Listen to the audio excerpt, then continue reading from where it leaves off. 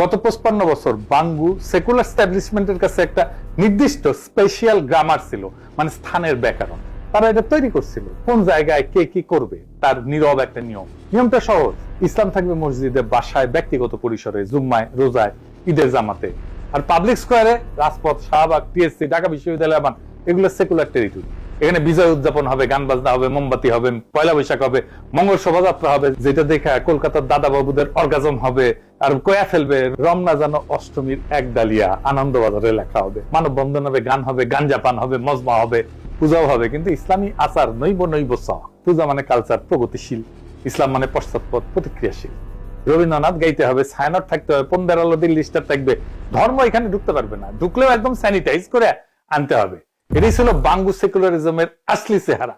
ধর্মকে নিষিদ্ধ করা না, ধর্মকে কন্টেইন করা, আটকে ফেলা, ঘেরাও করে রাখা। জুলাই আন্দোলন এই গ্রামার ভেঙে দিছিল।